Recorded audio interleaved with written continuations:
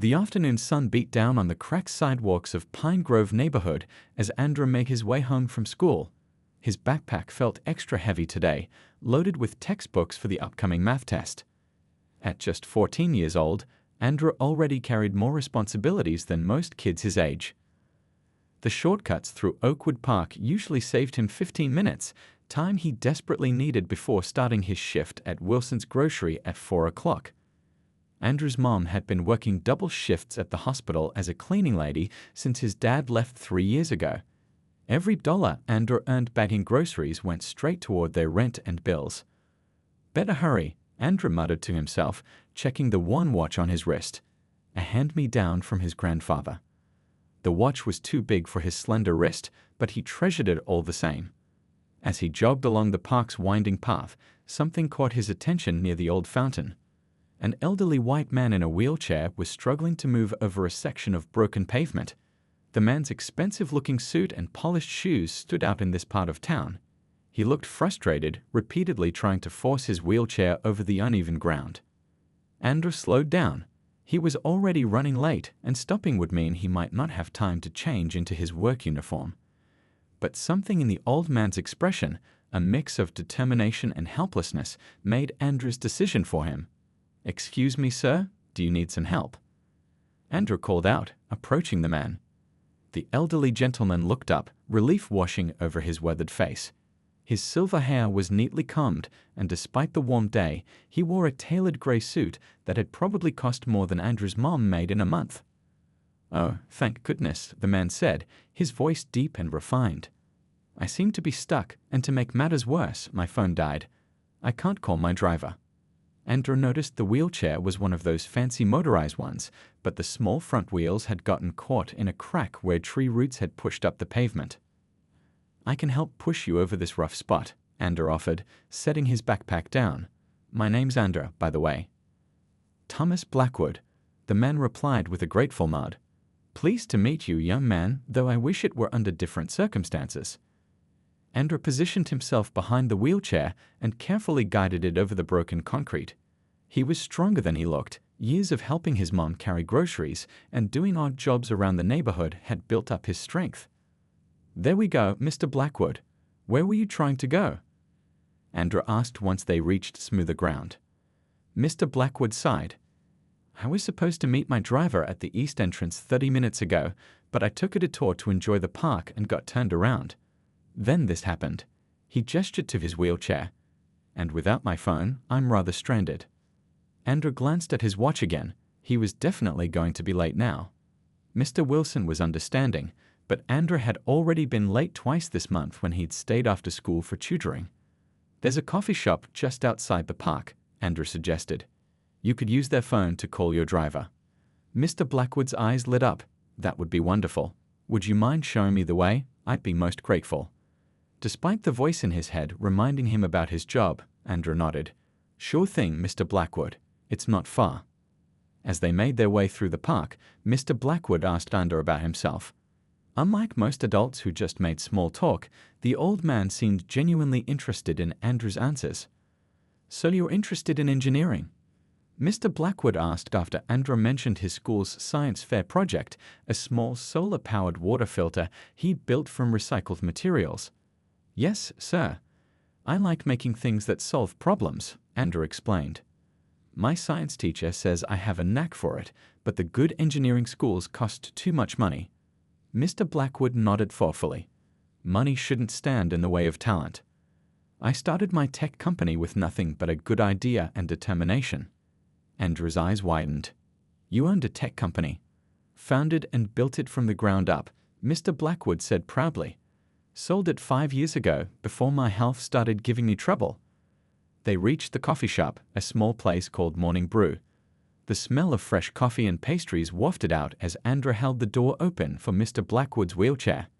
Inside, Andrew asked the barista if Mr. Blackwood could use their phone. While Mr. Blackwood made his call, Andrew nervously checked his watch again. He was now 20 minutes late for work. "My driver will be here in 10 minutes, Mr. Blackwood announced after finishing his call. "Please, let me buy you something for your trouble. A hot chocolate. Sandwich?" "No thank you, sir. I should really get going." I'm late for my job, Andrew explained. Mr. Blackwood frowned slightly. I've made you late? I am truly sorry about that. Where do you work? Perhaps I could call and explain. It's okay, my boss is pretty cool. I'll just stay later to make up the time, Andrew assured him, though he wasn't entirely confident Mr. Wilson would be understanding this time. At least give me your address, Mr. Blackwood insisted, pulling out a small notebook from his suit pocket. I'd like to send you a proper thank you note. Andrew hesitated but then gave him his address. He didn't expect anything from this chance meeting, but the old man seemed determined. Well, I should really go now. Nice meeting you, Mr. Blackwood, Andrew said, backing toward the door. The pleasure was mine, Andrew. You're an exceptional young man. Not many people would stop to help a stranger these days, Mr. Blackwood called after him. Thank you again. Andrew waved and hurried out, breaking into a run as soon as he hit the sidewalk. As he sprinted toward Wilson's grocery, he had no idea that this simple act of kindness would completely change his life by tomorrow morning, when a sleek black limousine would pull up in front of his family's small house. Andrew rushed into Wilson's grocery, breathing hard from running the whole way. The small bell above the door jingled as he entered, announcing his late arrival. Mr. Wilson was at the register, his bushy eyebrows raised in question. I'm really sorry I'm late, Mr. Wilson, Andrew said, catching his breath. There was this old man in a wheelchair stuck in the park, and I had to help him. Mr. Wilson's stern expression softened slightly. Third time this month, Andrew. I know, sir. I can stay late to make up for it, Andrew offered, already heading toward the back room to grab his apron. All right then. We've got a delivery coming in 20 minutes. I need those shelves in aisle 3 stocked first. Andrew nodded gratefully and got to work. By the time his shift ended at 8 o'clock, his arms ached from lifting boxes and his feet hurt from standing. Still, he felt good about helping Mr. Blackwood earlier, even if it had made his long day even longer. The walk home took Andrew through streets that grew progressively more worn down. Paint peeled from the houses, and some yards were overgrown with weeds. But there were also homes like his, humble but cared for, with small flower beds or vegetable gardens showing the pride of their owners. The porch light was on when Andrew reached home, a small 2-bedroom house they rented from Mrs. Jackson, an elderly widow who lived next door. His mom's nursing aide uniform hung on the clothesline in the backyard, meaning she had made it home from her evening shift. That you, Andrew? His mother called as he stepped inside. Yeah, Mom. Sorry I'm late. Had to stay extra at work. His mother appeared from the kitchen, her face tired but smiling.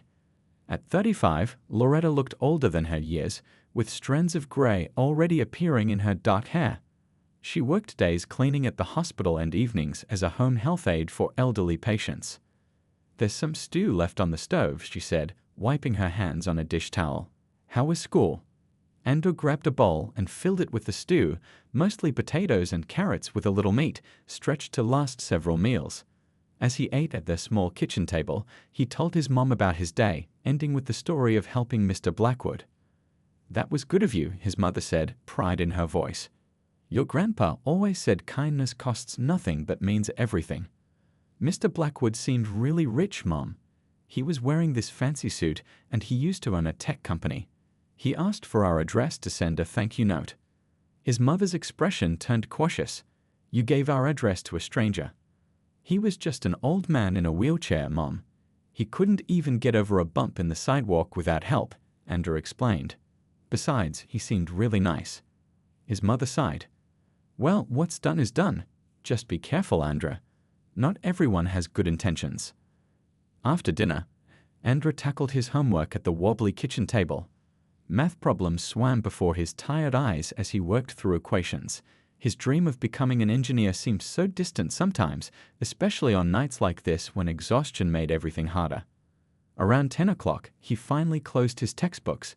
His mother had already gone to bed. She had to be up at 5 for her morning shift.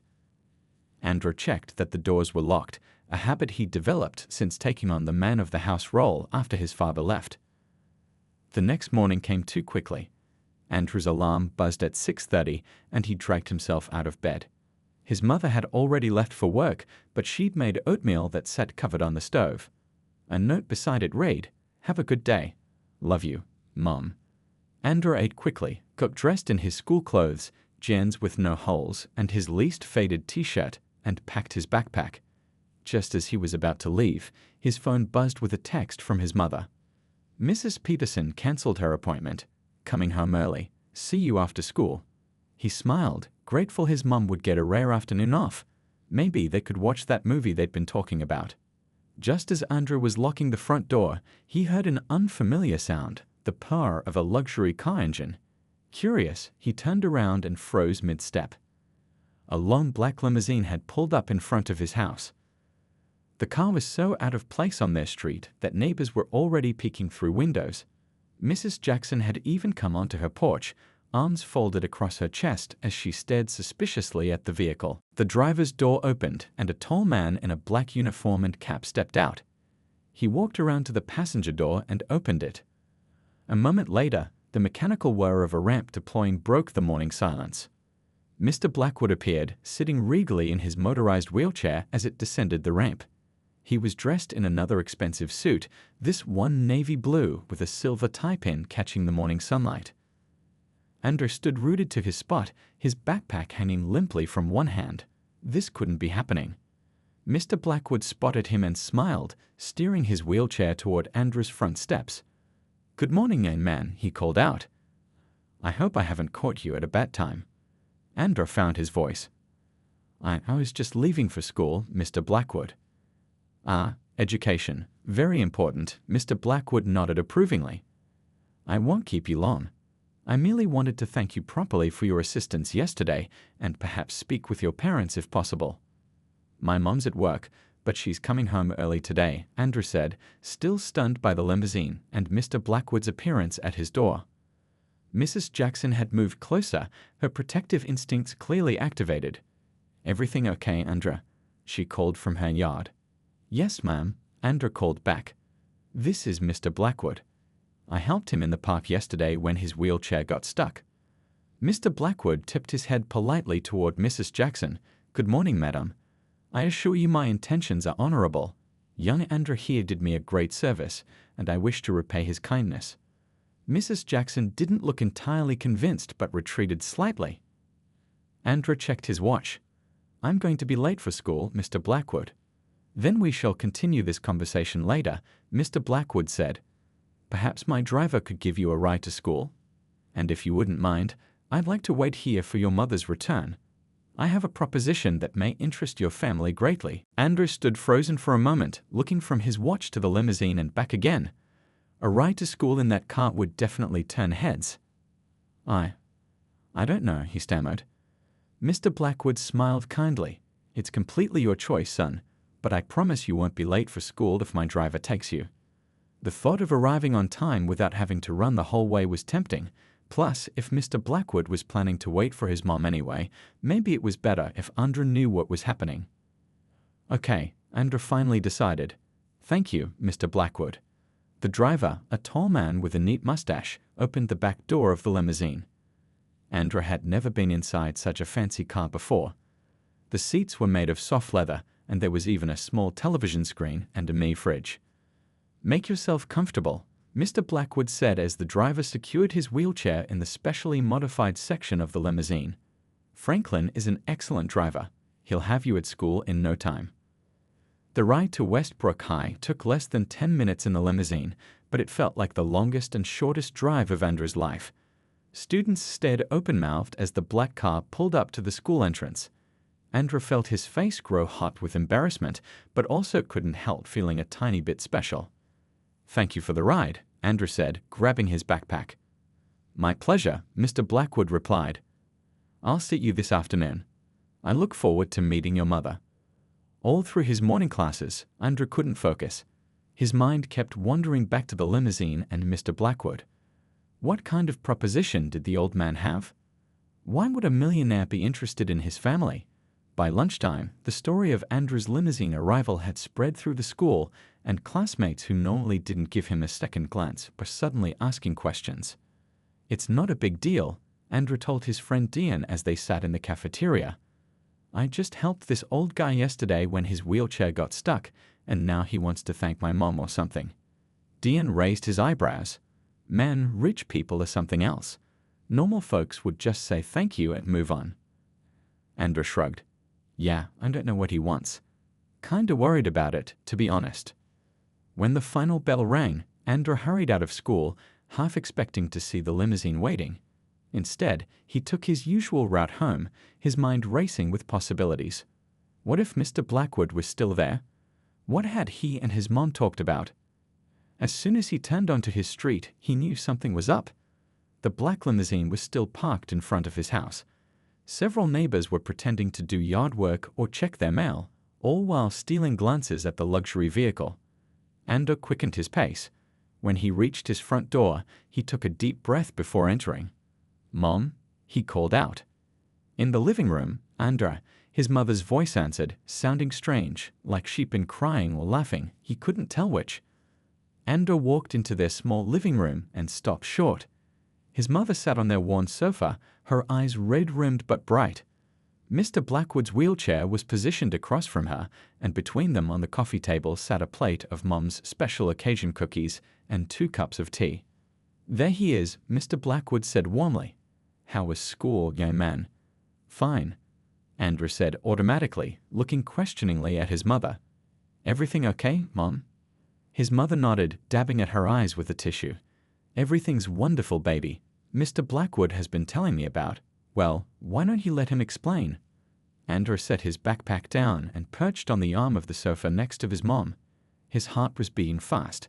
Something big was happening, he could feel it. Mr. Blackwood cleared his throat. "Andra, yesterday when you helped me in the park, you mentioned you were interested in engineering but worried about college costs." Andra nodded, remembering their conversation. "What you may not know is that before I retired, my company, Blackwood Technologies, was one of the leading innovators in medical equipment design. We created devices that helped people like me maintain their independence despite physical limitations." He gestured to his wheelchair. "When I got home yesterday, I did some thinking. My late wife and I never had children of our own. We always planned to, but she passed away from cancer before we could start our family. After that, I threw myself into my work." Mr. Blackwood's eyes grew distant for a moment before he continued. "For the past 10 years, I've been using my fortune to establish scholarships for promising young people, particularly those who might not otherwise have the opportunity to pursue higher education. I call it the Grace Blackwood Foundation, after my wife." Andra's mother reached over and squeezed her son's hand. "After meeting you and seeing your character, how you stopped to help a stranger even though it meant being late for work, I made some inquiries. Your principal speaks very highly of you. He mentioned your perfect attendance record until this year, your excellent grades despite your work schedule, and your impressive science fair projects." Andra felt his face grow warm. "You talked to Principal Washington?" "I did," Mr. Blackwood nodded. "And based on everything I've learned, I'd like to offer you a full scholarship through the Grace Blackwood Foundation. This would include tuition at Westridge Academy, a private school with an excellent engineering program, and eventually a full ride to the college of your choice, provided you maintain your grades." Andrew's mouth fell open. He looked at his mother, who was now openly crying. "This can't be real," Andrew whispered. "It is very real," Mr. Blackwood assured him. "All because you took 10 minutes out of your day to help an old man in a wheelchair." His mother wrapped her arm around Andrew's shoulders. "Mr. Blackwood has explained everything. This is a legitimate foundation, baby. He's helped dozens of students already." "But why me?" Andrew asked, still stunned. Mr. Blackwood's eyes twinkled. "Because, young man, kindness and character are rarer qualities than you might think.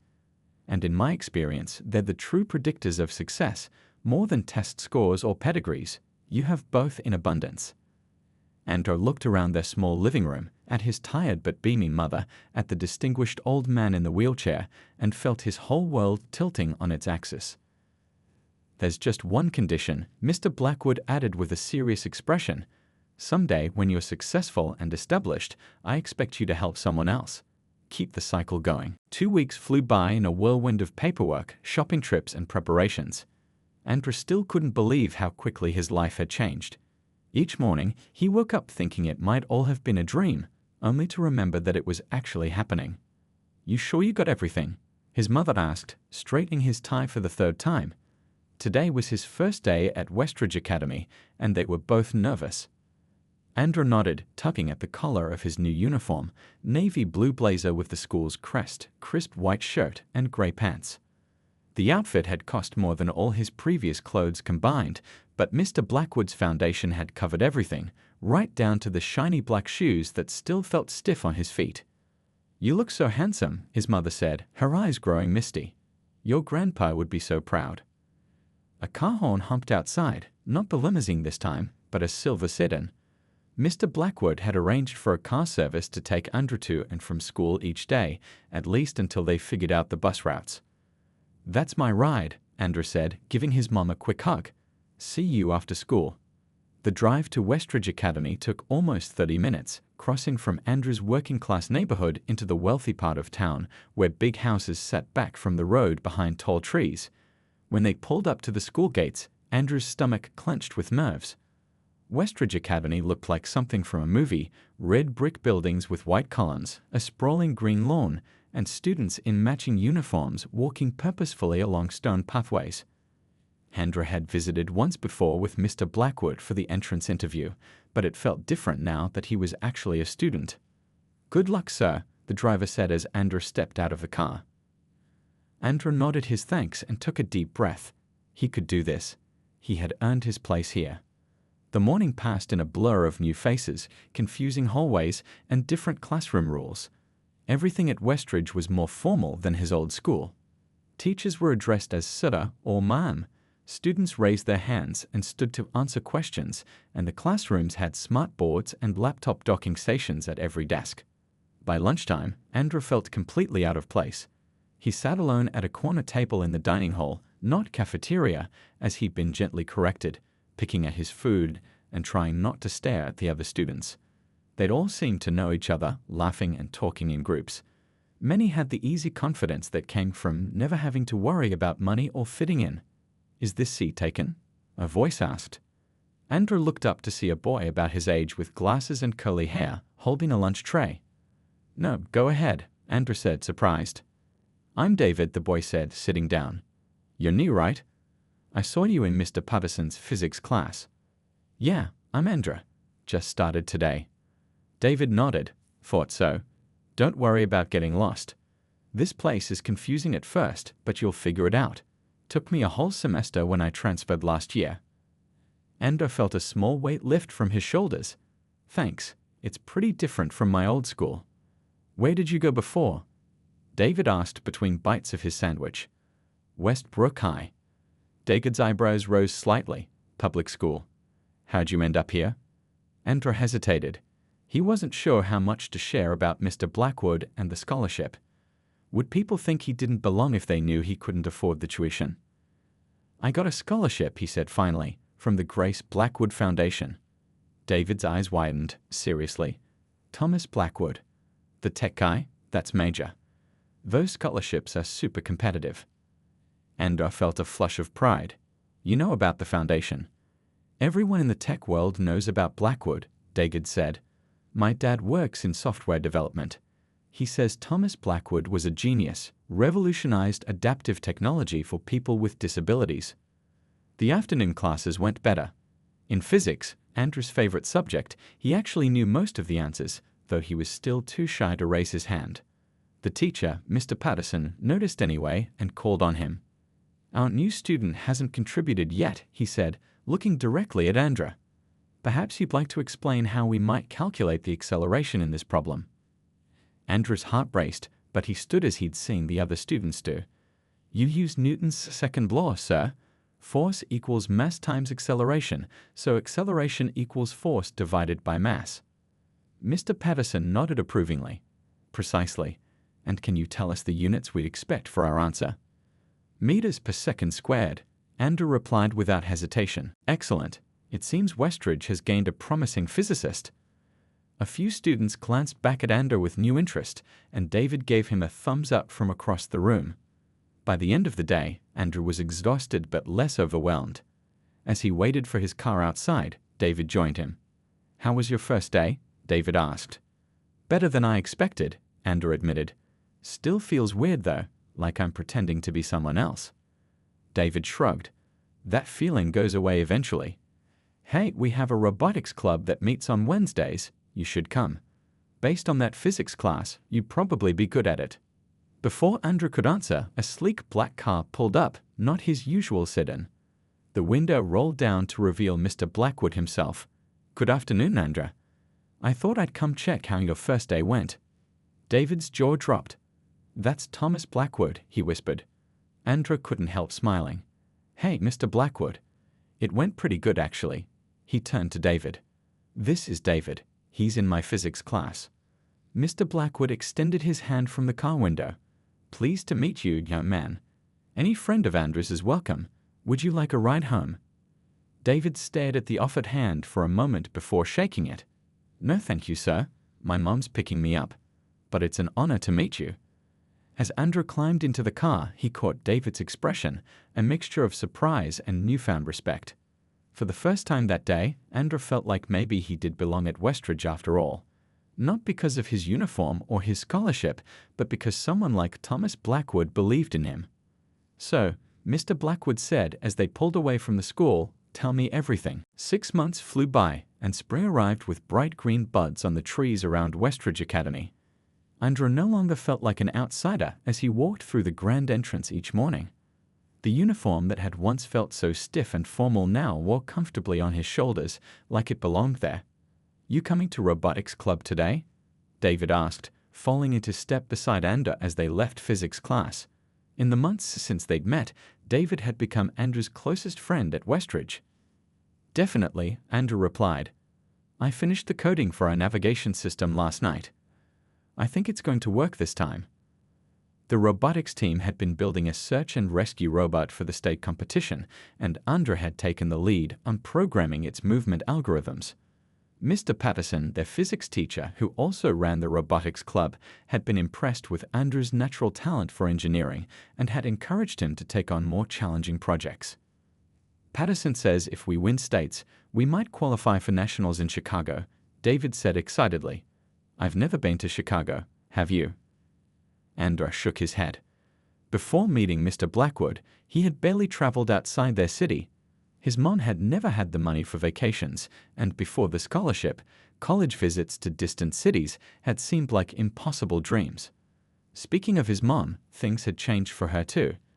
With Andrew's education taken care of, she had finally been able to cut back to just one job. Mr. Blackwood had also helped her find a better position as an administrative assistant at a medical office, which paid more and had proper benefits. For the first time in years, she didn't look constantly exhausted. Their lives had improved in other ways too. They had moved from their tiny rental into a modest but comfortable apartment closer to Westridge. The new place had 2 bathrooms, a small balcony, and most importantly, no leaky roof or drafty windows. It wasn't fancy, but it was the nicest home they'd ever had. After school, Andrew and David headed to the science building for robotics club. The team was gathered around their half-built robot, arguing good-naturedly about the best placement for the sensor array. Andrew's here, called out Tar, another team member. Show us what you've got. Andrew pulled out his laptop and connected it to the robot's processor. I rewrote the navigation code using a different approach. Instead of pre-mapping the terrain, it now builds the map as it goes and uses machine learning to identify obstacles. The team watched in awe as Andrew demonstrated his code. Even Mr. Patterson seemed impressed.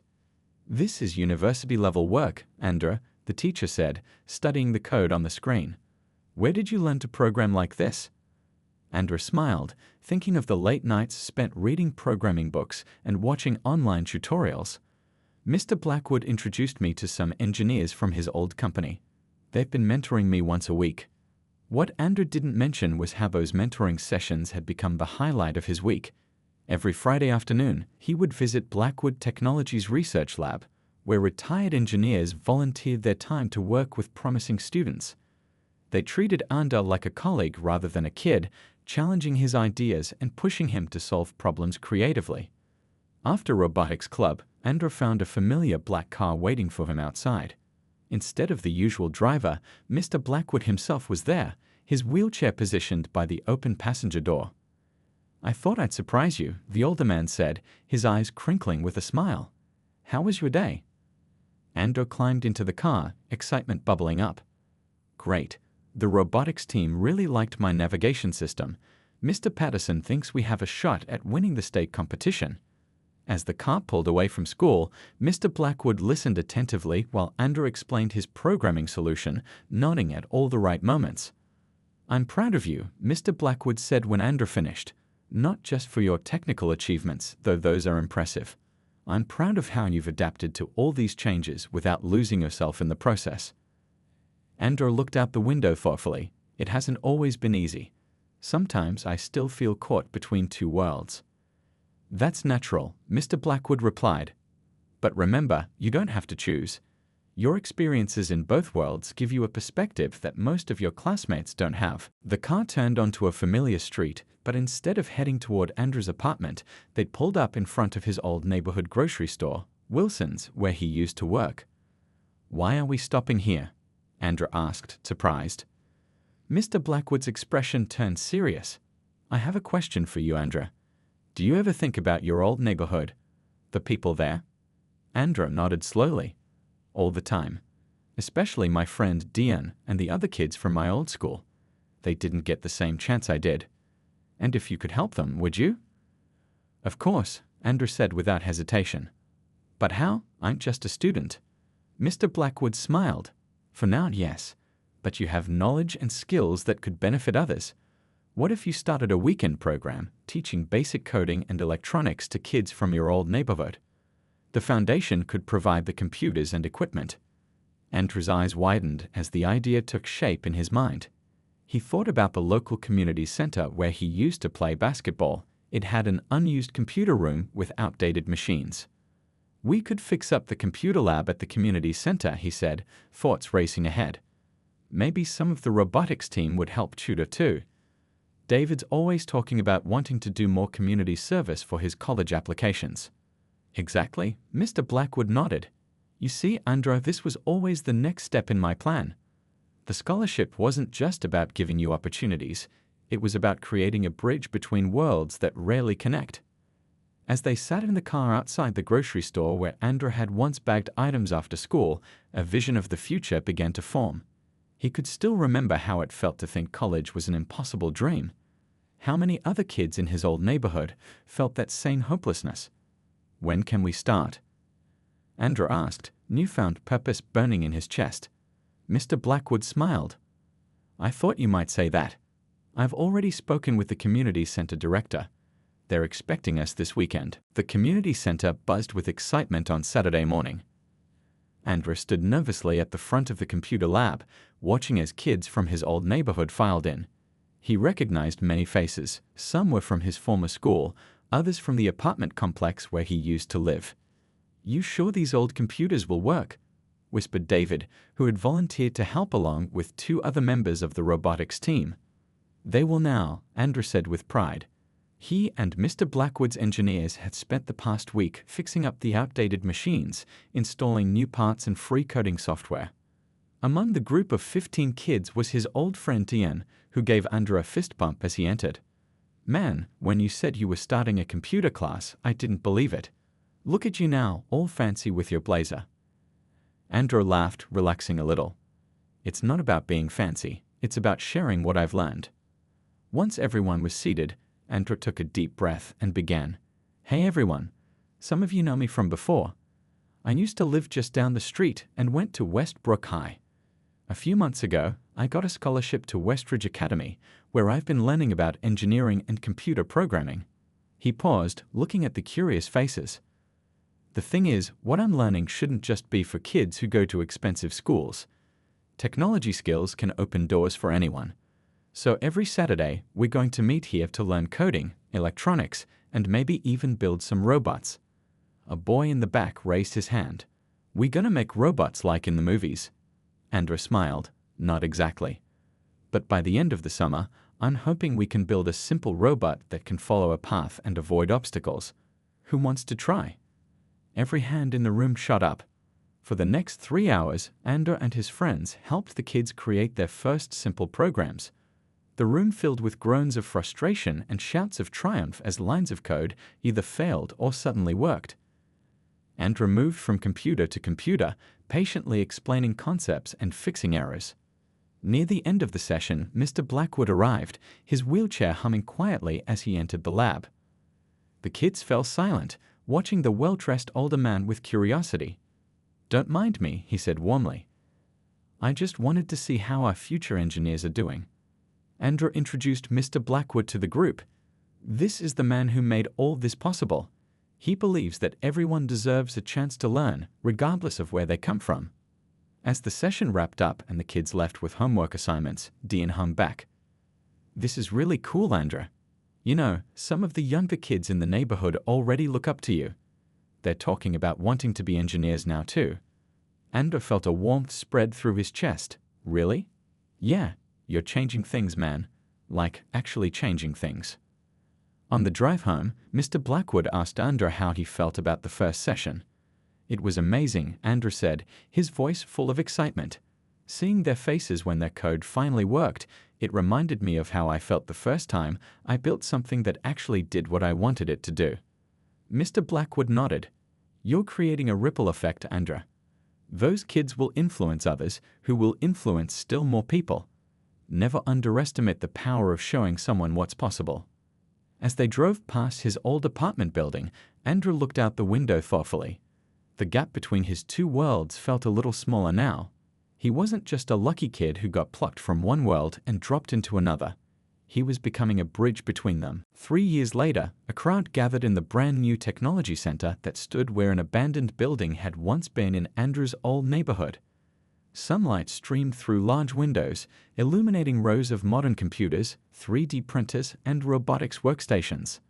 Andrew, now 17 and headed to MIT in the fall on a full scholarship, stood at the podium, his hands slightly shaking as he prepared to give his speech. In the front row sat his mother, beaming with pride, and beside her in his wheelchair, Mr. Blackwood, now 81 but still sharp as ever. "I never planned to make a speech when I helped an old man stuck in the park 3 years ago," Andrew began, his voice carrying across the quiet room. "I was just running late for my job and saw someone who needed help." The audience chuckled, and Andrew felt himself relax. "That simple act changed everything for me. Mr. Blackwood didn't just give me a scholarship. He showed me that one person can make a real difference in someone else's life." Andrew looked around at the new center, the result of a partnership between the Grace Blackwood Foundation and the tech companies that had been impressed by the coding program Andrew had started. What began as Saturday classes with 15 kids had grown into a year-round program serving over 200 young people from the neighborhood. "This center isn't really about computers or robots," Andrew continued. "It's about possibility. It's about showing kids from neighborhoods like this one that they belong in the world of technology and innovation just as much as anyone else." In the audience, Andrew could see familiar faces. Dean, whom now helped run the weekend programs while studying computer science at the local community college. David, whose friendship had helped Andrew navigate his new world at Westridge. Mr. Patterson, who had coached their robotics team to the national championships last year. And dozens of the kids who had been part of the first coding classes. "When I leave for college this fall, I won't really be leaving this community," Andrew said. "The Blackwood Johnson Tech Initiative will continue growing with new instructors and programs, and I'll be back on breaks to help out." He turned toward Mr. Blackwood. "I want to thank the man who saw something in me worth investing in. Mr. Blackwood taught me that true wealth isn't about money. It's about using whatever resources you have to lift others up." Mr. Blackwood nodded, his eyes glistening with unshed tears. "Today, we're announcing 10 full scholarships for students from this neighborhood to attend college and study STEM fields. This is just the beginning." The crowd erupted in applause. Andrew's mother wiped tears from her eyes as she clapped. After the ceremony, as people mingled and explored the new facility, Andrew found a quiet moment with Mr. Blackwood near the windows overlooking the neighborhood. "How does it feel?" the older man asked, "seeing your idea grow into all this?" Andrew shook his head in wonder. "Honestly, it doesn't feel like my accomplishment. It feels like we built it together, all of us." Mr. Blackwood smiled. "That's exactly right. When I first started the foundation, I thought I was the one giving. But what I've received, watching you and the others grow, seeing this community transform, has been the greatest gift of my life. A group of young kids ran past, heading excitedly toward the robotics display, where Dian was demonstrating a small robot they had built. "The circle is complete," Mr. Blackwood said softly. "You helped me that day in the park, and now you're helping hundreds of others. And someday they'll help someone else." Andrew nodded, watching the children's faces light up as the robot responded to their commands. 3 years ago, he couldn't have imagined standing here.